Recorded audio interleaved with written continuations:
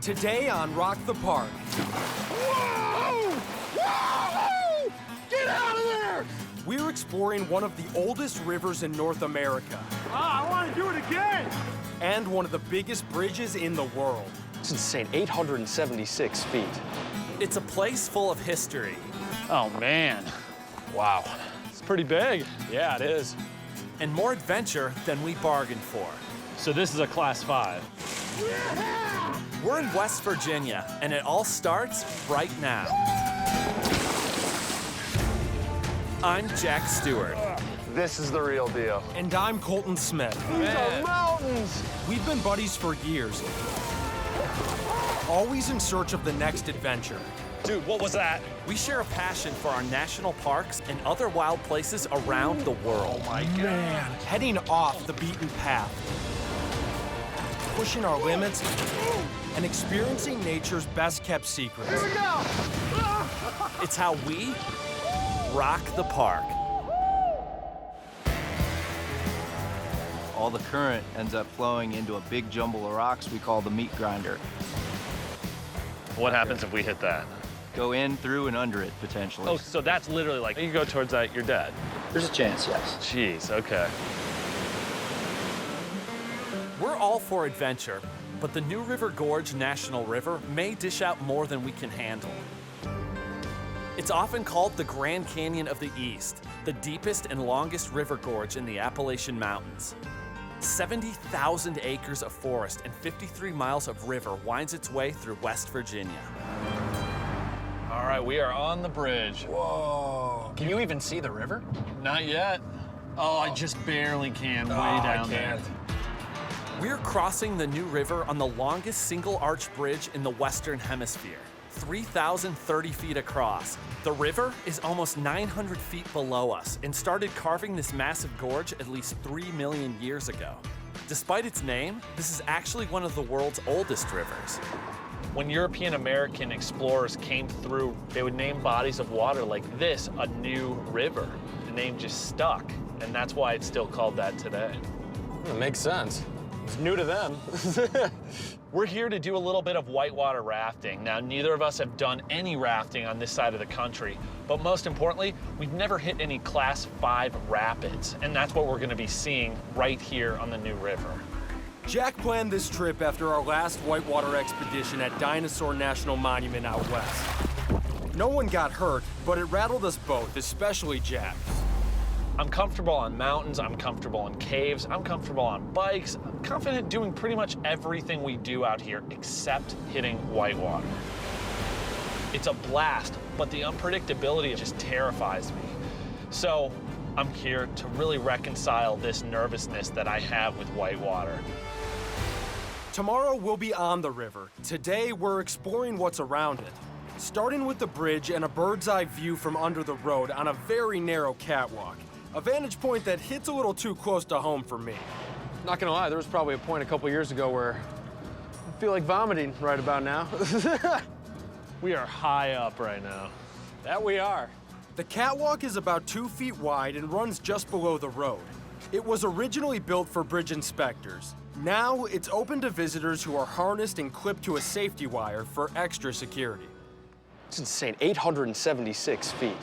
That's really, really high. Yeah, third highest bridge in the entire country and 13th in the entire world. Before the bridge was finished in 1977, it took 40 minutes to drive down into the gorge and cross the river. Now it's less than a minute. The steel and concrete in this bridge weighs about 88 million pounds. Jeez. The bridge itself is amazing. The view, incredible. When the river carved out this gorge, it exposed thick coal-bearing rock, and by the early 1900s, about 50 small mining towns were operating along the river. Those mines powered Henry Ford's earliest automobile plants. We're looking for remnants of one of those towns. Okay, exploring Nuttallburg. 60 years ago, this forest was a town of 500 people. But these buildings have decayed, so you can't really tell. Oh, You're in front of one right now. Yeah. Here we go. This is the only thing that remains here of this house. You've got the foundation. And one of the things that's cool about this is This is pretty typical of these coal mining towns. They would build the houses right into the hillside. The only piece of Nuttallburg still standing is what was once the heart of the mining operation. Oh man, wow. It's pretty big. Yeah, it is. This is a tipple. It was built for carrying coal from the mines down the mountain on a covered conveyor belt. This one's almost 1,400 feet long, one of the longest ever built. Yeah, so it would come shooting down here, hit the conveyor belt, and then just right into the train car, and they're on their merry way.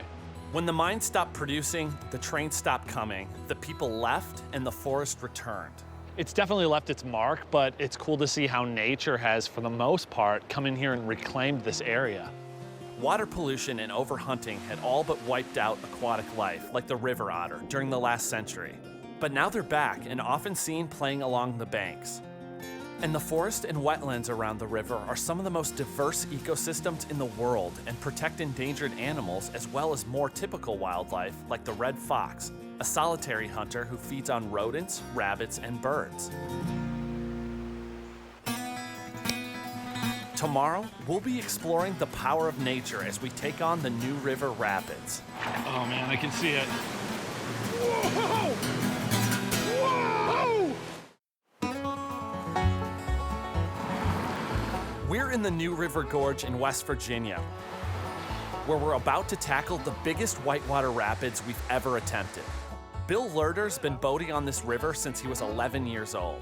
What kind of conditions are we gonna be dealing with out Well, there? today we're running class 1 to 3. And we can really teach you a lot about reading water before we get into the bigger stuff downstream. We've whitewater kayaked on our own before, but this is taking it a step up. These are a very stable inflatable kayak, bigger side tubes, and so that kind of gives you a better chance of making it through some things as long as you keep it pointed straight. How you feeling? I'm staying positive, but I'm definitely nervous. Nervous, yeah. I keep picturing us flipping on our raft the last time we hit whitewater. This time, it's each man for himself, but I'm determined to give it another shot. And that's the thing, I wouldn't have planned this if I didn't want to kind of conquer this fear. So the anxiety's there for sure, but I have a good feeling about it. I think it's gonna be good. Yeah, no, I do too. We'll hit our first Class 2 rapid almost as soon as we start. We want to be kind of right out in the middle. There is a nice big hit towards the end of the rapids. Cool. Go where I go. I'm following Colton, who's following Bill. I'm trying to keep that anxiety at bay and not get too inside my own head. All right, starting to pick up. Oh, yeah. Woo! Doing well, following the wave train. Woohoo! Yeah. Oh, yeah! Oh, that'll wake you up. Yeah, baby. That's that pop you were talking about. That's it, buddy. Came up over that one, good. Battling. He's through, all right. Woo-hoo-hoo! Yeah! So what do we got coming up for the next little bit? So we've got a little bit of Class 1 moving water, and then a Class 2. A lot of people call it copperhead shoals. There's a beach on the right where you tend to see a lot of them. So. I see. Copperhead snakes. Yep. Copperheads are found all over the eastern United States, and while their bite is painful, their venom is rarely fatal to humans. They hide by holding completely still and blending into the landscape.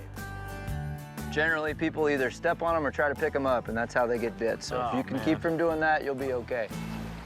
We're now on a stretch of the river with a continuous chain of mild rapids. Rapids form where a river narrows, drops in elevation, and runs through rocky obstacles all at the same time. Rapids are classified on a 1 to 6 scale, with 1 being the easiest and 5 being extremely difficult. A Class 6 generally refers to rapids that are too dangerous to attempt. So far, I felt pretty good. But we'll see once I check out Surprise Rapid. Surprise is a Class 3 rapid with a wave big enough to flip large rafts, so we're gonna have to scout this thing before we tackle it. Okay, I see 3 huge waves there. Yep. The second one is Surprise. That's the big one. Okay. The first wave closest to us, we call that the sucker wave. If you hit that wave, you're not going to be able to hit the big one. To avoid getting hung up, turned over, or even knocked off course, we have to steer around the sucker wave and then hit surprise at an angle. I mean, give me my chances here. If I hit that big wave, what are my chances of surviving that? I mean, let me rephrase that. What are my chances of staying in the boat? At this water level, I would give you a 50-50. Okay, okay, I'll take those chances. Anyone who knows me knows that when things get tense, I get very quiet. Colton, on the other hand, does not. Oh man, I can see it. Oh man, that's a big wave. Oh boy, is she churning. It's about to get crazy. Up ahead, Bill hits trouble. Oh, Bill. Woo! He almost went in. Okay, here we go. If the guide almost flipped, my odds suddenly feel less than 50-50. Whoa! Whoa! Whoa! Get out of there! Yeah, baby! Yes! Yeah! Woo! Oh, how's Jack doing? Oh, he's through. Woo! Very nice, very nice. Yeah, baby! Yeah, baby! All right. Let's go! That was great. That was great. sick, yeah. I was so close. I saw you, yeah, you got kind of like pushed that way. Oh, man, oh, man. That was awesome. Ah, I want to do it again! Tonight, we're camping just below the rapids. Hey, day one. Day one. That was way, way better than I thought. Yeah, right? All that was just a warm-up. Tomorrow, we're hitting 19 different rapids, including a Class 5, where a mistake can be fatal. Nobody hears the word meat grinder and necessarily says, oh boy, that sounds pleasant. Or the fact that if you head into it, you die. It's day 2 on the New River in West Virginia, and we're getting wet even before hitting the rapids. It's been raining all night, and that will make our first ever Class 5 rapids even more dangerous. It rained a lot last night. What did that do to the river? It came up. We're looking at about 10,000 cubic feet per second today. So What were we at yesterday? yesterday we were at about 6,500 cubic feet Are per you second. serious? So yeah, it's Holy come cow. up a good deal. Sometimes the extra water submerges the rocks, and it makes the rafting easier. Not the case today. The Keeneys. So it's a series of 3 rapids. At this water level, it's kind of all condensed into one big one. All the current ends up flowing into a big jumble of rocks we call the meat grinder. And so if we do not get out of that current, that's where we're heading. Have you ever not made it and gone into the meat grinder? Nope, I'm still here. So Oh, so that's literally like, if you do that, you're done. there's a chance, yes. Jeez, okay. Knock on wood. Yeah. So we're facing a hazard where a mistake could be fatal. I have to trust that he knows how to nail this. It's not like you could get pretty banged up. It's like, no, you go towards that, you're dead. The only way to think about it is we're getting through it. We'll see you on the other side. That's that. Right. Boom. Okay. All right. Let's do it. We got it. Yeah. We do. We got it. Today, we're switching to a 3-person raft for taking on our first Class 5 rapids. All right. So let's try a few forward strokes here. Let's go forward Okay. 3. I trust Bill. I know he wouldn't put us in a situation we can't handle, but I keep imagining the worst. And meanwhile, here comes the rain again. It'll continue to make river conditions worse. It's not just raining. I mean, this is a complete downpour. I can barely even see Bill. Jeez. Rain or no rain, Bill's got to get us ready for what's ahead. You guys really got to be working together as a team up there, looking at each other, you know, blades hitting the water at the same time. That is crucial. There are 19 rapids between us and the New River Gorge Bridge, where we'll finish up. Upper Railroad, nice steep drop at the top, and then working our way left. Each one has its own name. So this Chicago hole right here. This is why we're swimming left, to avoid that. And its own hazards. This one is called Scramble Like a Rat. If you fall out, I want you swimming right. This string of rapids is formed by the rocks and boulders that broke loose and rolled down here as the river was carving out the gorge. Yeah, you know, I'm feeling better and better. Totally. Picking up where we left off yesterday, but it's always a little different when you know what you have coming up. And what's coming up is the meat grinder, a supercharged high-water version of what we just paddled. All right. We'll follow you. Yeah. Bill warned us that the river is still rising, and that high water turns a series of 3 big rapids into 1 mega rapid. But words can't prepare us for the reality. Wow, those are big waves. Huge waves, some of the biggest we're gonna see the whole trip. So this is a class 5. Yep. Yep. It's the first one we've ever done. Yeah. Awesome. Yeah, time to step it up a little bit. Class 5 means more obstacles that are hard to avoid, and it's very difficult to rescue anyone who gets into serious trouble. Our only chance is to swim left of the rapid that wants to suck us in. I'm feeling confident, otherwise I wouldn't be doing it, but at the same time, the thought of going overboard on this rapid terrifies me. There's just 3 of us in the boat, so if one person falls, we're probably all gonna take a swim. Okay. And then what happens if we're going towards the meat grinder? We gotta swim left like there's a shark chasing you. Okay. Yep. Forward 3. We're coming up on what is hands down the biggest, most challenging whitewater we've ever experienced. Heavy rains have the New River running extra high. Water is hitting these rocks with a force of 600,000 pounds. Forward 2. The thing about the Keenies is after you avoid the first obstacle, there's plenty more of them waiting for you downstream. As the river narrows, the full force of the water is concentrated in the center channel. Forward 3. If we get caught in it here, that current will blast us downstream straight into the jaws of the meat grinder. Keep it going forward, all forward. We need every ounce of strength to cut over toward the left bank Keep going. Keep going, keep going. so we can catch the flow around this boulder. All right, let's go forward 1. Keep it going forward, keep it going. We can't see where we're going. All we can see are these massive waves coming up over our heads. It's absolute chaos, wave after wave, and all we're doing is just paddling with everything we've got. After riding over the big waves, the meat grinder is straight ahead of us. We've got to fight our way to the left out of the current that's pushing us toward it. Yeah, keep going.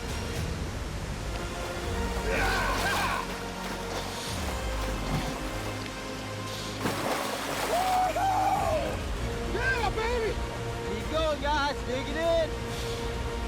Dig it in, dig it in. Keep going, we gotta get that eddy. Doing great. And take a break, nice. Get him up, high five here. Oh! I'll take one with the hand too. Yeah, baby! Nice job, guys. Yeah, baby! Great run. That was great. That feels good, That baby. feels great. That feels real good. That was awesome. We were able to avoid the meat grinder, and while there are still 3 rapids between us and the bridge, the rain has stopped, and so has the anxiety. Keep it going, keep it going. It is amazing. The bridge looks so much bigger from down here, and the river seems so much smaller from up there. Yeah. The last rapid is Fayette Station, a class 4. We saw it from the bridge on day 1. Last rapid. Here we go. It's gonna be great. Ending right where we began. Yep. From here on out, it's all about fun, not fear.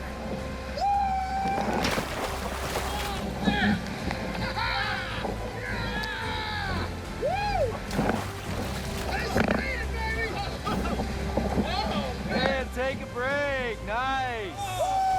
Nice. Good job. Almost flipped right at the end, but we held on. Redemption! Redemption! That's awesome.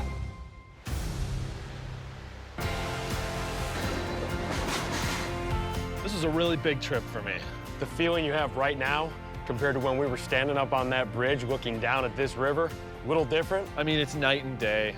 Yesterday, I was petrified hitting that surprise rapid.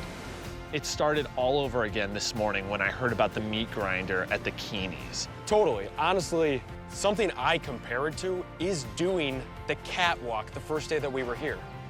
3 years ago, that would have terrified me, no joke. And now it's nothing, and that didn't happen overnight. It's that natural progression of just getting out there, doing it, becoming more confident, and realizing that there's always gonna be risk. And when you give in to anxiety, you've already lost. You have to stay above it to put that out of your mind and really just focus.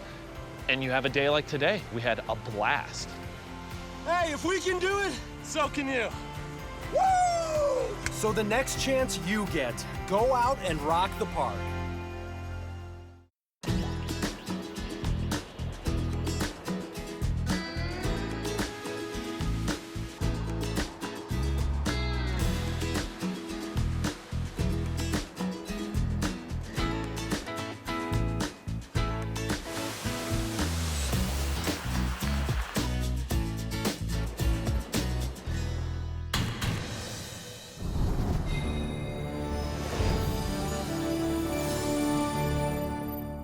Hey everybody, thanks for watching. Make sure to leave any questions or comments that you have. And please subscribe to the channel. There's a lot more to come.